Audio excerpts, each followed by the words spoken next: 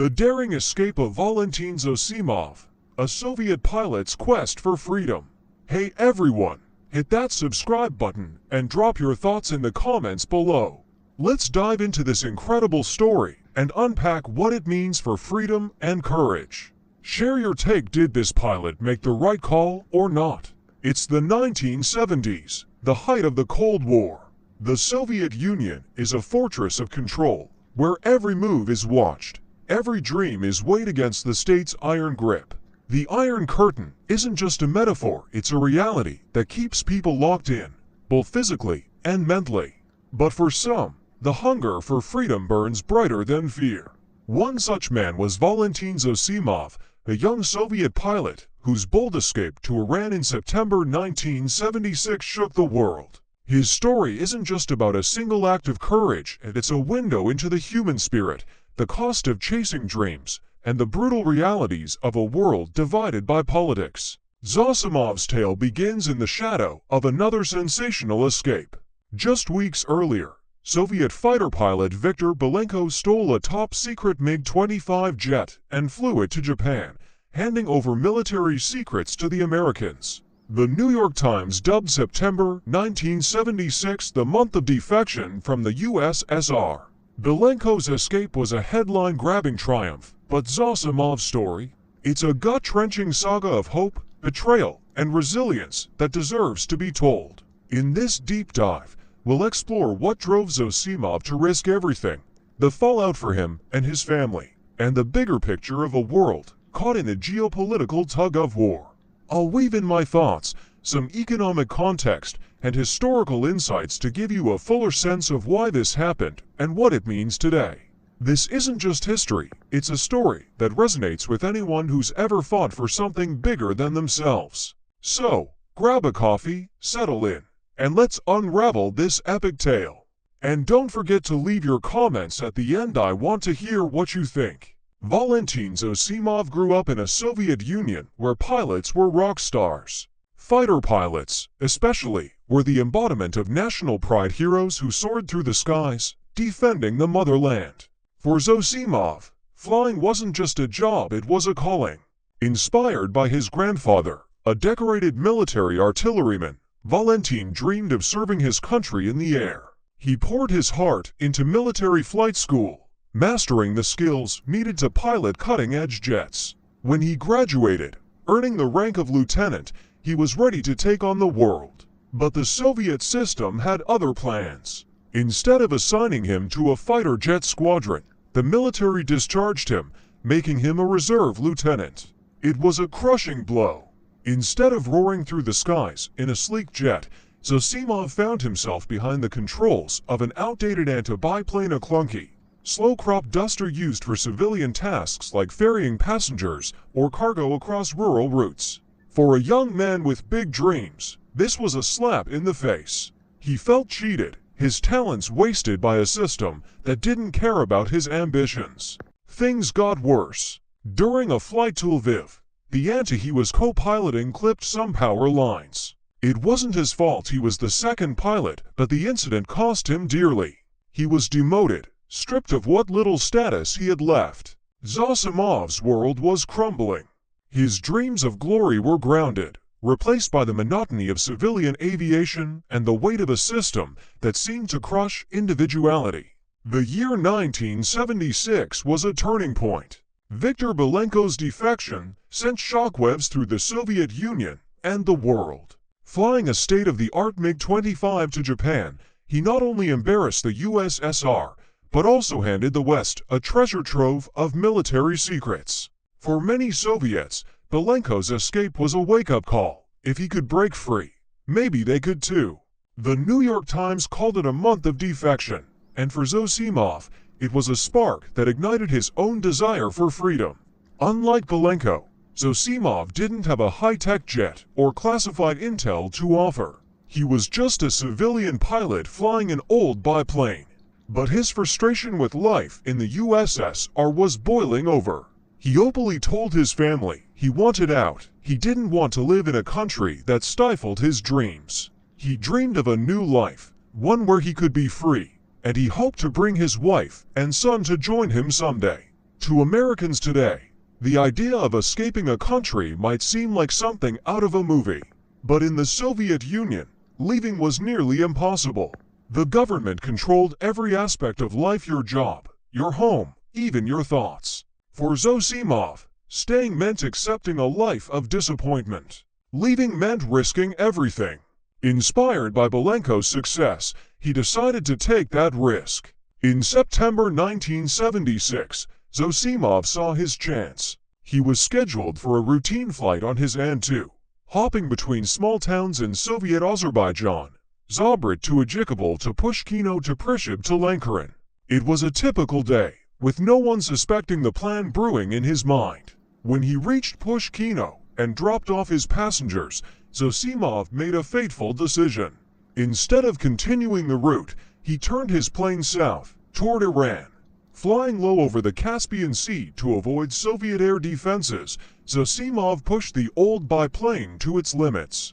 The An-2 wasn't built for stealth or speed. It was a lumbering workhorse, not a getaway vehicle.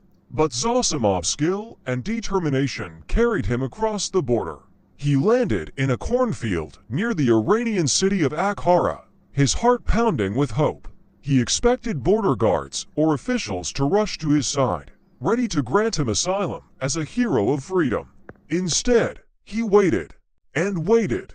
When Iranian authorities finally showed up, Zosimov wasted no time.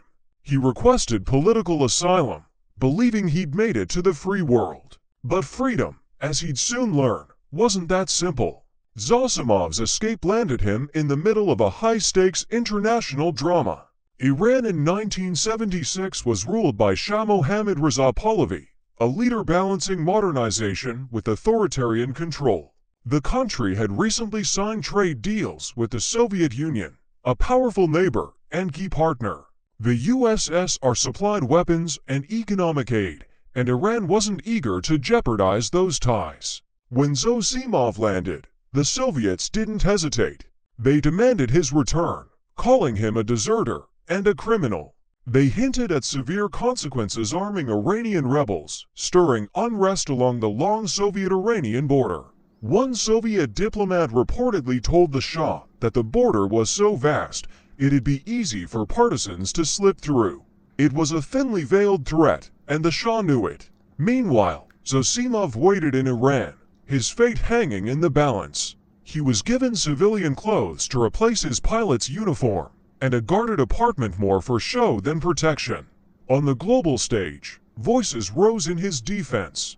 Soviet dissident Andrei Sakharov and even Svetlana Alliluyeva, Joseph Stalin's daughter who had defected to the U.S., pleaded with the Shah to spare Zosimov. Alliluyeva wrote, as Stalin's daughter, who escaped Soviet tyranny, "I beg you to save Valentin Zosimov, a pilot seeking freedom."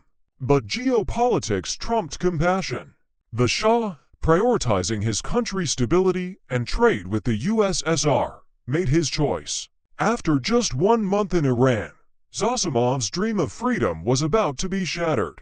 One day, Zosimov was told to get into a car. His eyes were blindfolded, and he was driven somewhere unknown. At one point, he was transferred to another vehicle.